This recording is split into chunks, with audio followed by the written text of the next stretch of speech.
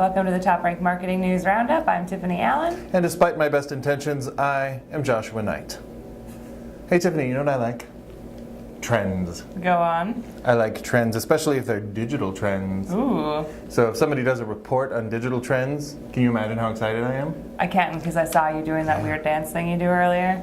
You're not supposed to tell anyone about that. We're saving that for the blooper reel. Got it.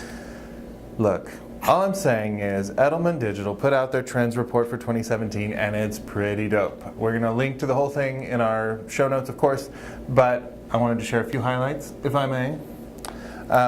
They are predicting that immersive content is going to be the huge in 2017, which makes sense. We're talking mobile video, virtual reality, augmented reality, and they make a compelling case. They're saying, you know, Snap is investing in this. They want to start doing AR on the spectacles. They've got Facebook and Google are both heavily invested in VR. So it's happening. So they're saying, how can we brands adjust to this? They're saying focus more on short form video. So 7 minutes versus 30 minutes if you're looking to keep somebody's attention, especially if they're wearing a Google Cardboard or holding their phone up, panning around your 360. Definitely exploring live content is going to be a huge thing. The other thing they're talking about, though, is this out-of-home VR or destination VR, where you take the industrial rigs that are expensive for people to put in their homes, like the HTC Vive and the PlayStation VR, and doing an installation with those. So you can do some cool stuff with that. It takes a little bit of partnership, takes a little bit of tech know-how, but it can have a huge impact. So those are the things they're talking about when they talk about immersive content. For paid media, they're saying that digital channels are finally going to outstrip your traditional channels, that programmatic buying is huge.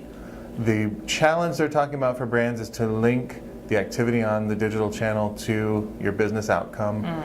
And to do that, they say start by looking at your desired outcome and then work backwards to try and build that chain to see what that attribution might look like.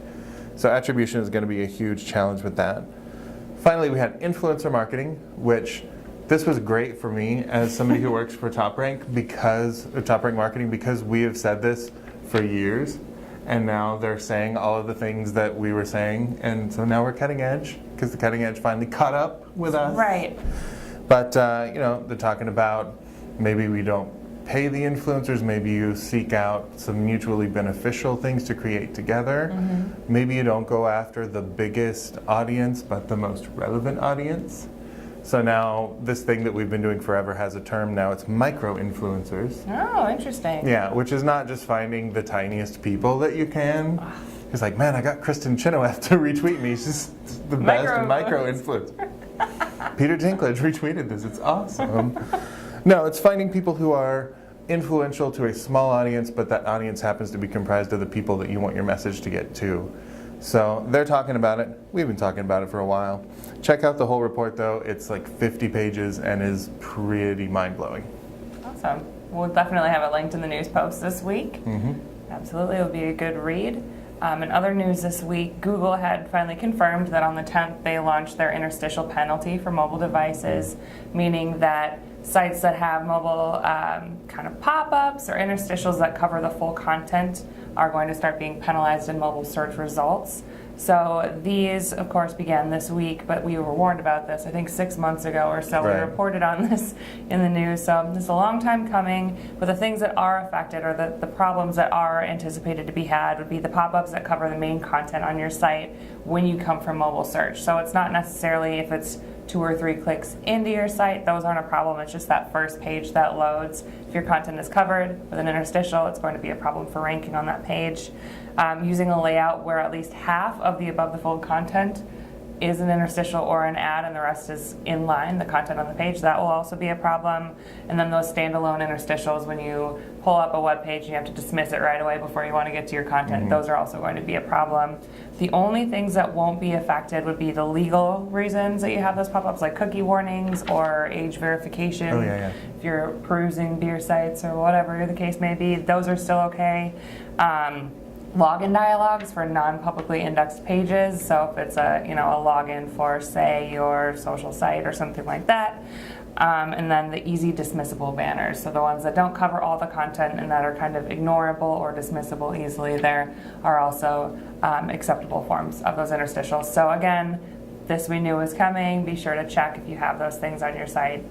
Definitely start putting those in a little bit further or making them smaller and more easily dismissed. It's tricky, right? Because we weren't doing these things because we're jerks. We were doing them because, I mean, we are jerks, but that's not why. You know, it's because they worked for a while, right? You know, like, hey, you want to get to my cool content? Then let's serve you an ad real quick, and maybe you'll throw your email address in there. And it does work, but at the same time, it's a bad model. And I'm kind of glad to see us being forced away from it. I mean, us as marketers in general. Like, I would rather, let's write some really cool content, really compelling visual that gets you halfway through, and then halfway through it'll be like, by the way, you can subscribe if you want to, but we're not going to take over your whole, like, all 12 inches of your iPhone Plus with this. You know. Right. Well, it's like, you know, you click on a link on your phone, you're going to do it, you want to scroll, and all of a sudden you've got a full page ad and you're in another web browser somehow because you clicked on the wrong thing, and then you're subscribed to something, and it's not so fun. Not that it ever happens to me. Oh, no, never. That would have been a problem. But this is just, again, going back to that trend of user first, especially on mobile, just making sure that if they're interested in something, they get to that thing without having to jump through all the hoops. I mean, interruption is never a sustainable model. It's just like, it is weird though how many times I've been the 100,000th visitor to a website. It's crazy. Like, that's so cool. I have so many free iPhones. I just kind of give them away and walk around the office throwing them out. It's fair. He does. He really does. But I'm about to generate a whole lot more cash or Skrilla, as the elites say, that I can spend on buying an entire throne made out of iPhones, because Facebook just launched mid-roll ads for their video content. So I'm going to make some sweet video content, and I'm going to get this sweet, sweet revenue. Go on. Yeah. So just, first off, we got to say, people are watching video on Facebook to the tune of 100 million hours a day. Million.